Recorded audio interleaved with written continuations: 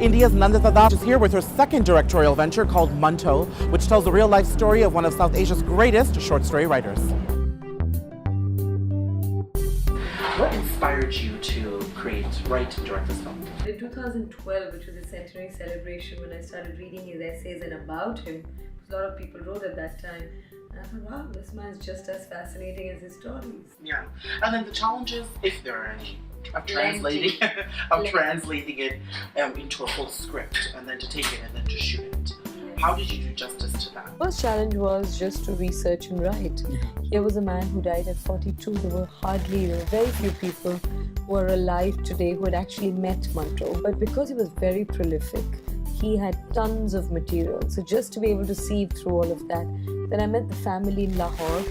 His sister-in-law was alive and who had a lot of memories, not just of him, but recreating other characters like his wife, where there was even less material, written material. So she could tell me, things about her. And how satisfying is that for you? I think to be able to express yourself through the medium of art is something that I do enjoy doing, and I find a certain sense of fulfillment. In terms of creative process, you're never happy with, where you are. You also learn to let go. I think I was much more hard on myself 10 years ago. Now I think I've mellowed. I also have a child, so I'm kind of, you do the best you can. How do you hope this film addresses some of the social issues that it has in it? How do you hope that people respond to it?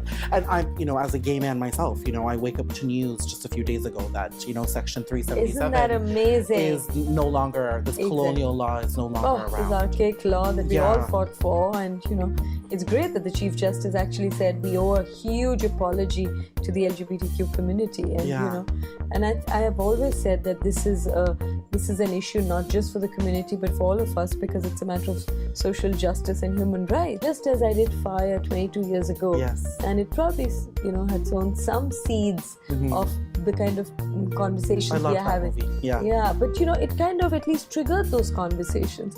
It suddenly brought the issues of homosexuality in the public domain. So similarly, I think sometimes when you do a piece of art or a piece of work which has a social conscience, you don't know where it's going to go, because films have a very intangible way of going into your subconscious and impacting our responses and our choices. So you have to believe in the sort of the redemptive power of the art. This sense of fearlessness and to have convictions is something I think this film celebrates. Now, how did you zero in on Nawazuddin to play his role? I had known Nawaz for a long time because he also acted in my first film, Firak, which was in 2008.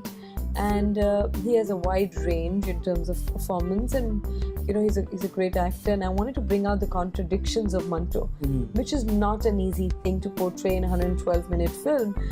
To make a character believable, you've got to have a believable performance. So it's not enough to have it in the story. So I wanted somebody who would really bring that kind of authenticity. And also I find his eyes very powerful, and that's something which goes beyond acting. He has struggled a lot in his life, and so did Manto. What do you think you've learned about yourself as a filmmaker and a writer with this film that can help you move on to the next? One thing I've learned is to let go. Do the best you can and don't hold on to, because it's never going to be the best or the worst film. I've never really assisted anybody in filmmaking. I've not gone to a film school. I don't even watch too many films. I love watching good films, but I only end up doing it in festivals or on the flight. I'm not a big digital watcher. I don't have a television at home, so I watch very little. So I feel my inspiration is just life. Life experiences. The richer your life experiences, the more diverse they are. The people you meet, the places you travel to. So it's a lot of life experiences and a lot of common sense that you need to make a film. So I think the fact that filmmaking has no rules. अगर आप मेरे अफसानों को बर्दाश्त नहीं कर सकते तो इसका मतलब ये है कि ज़माना ही नाकाबिले बर्दाश्त है।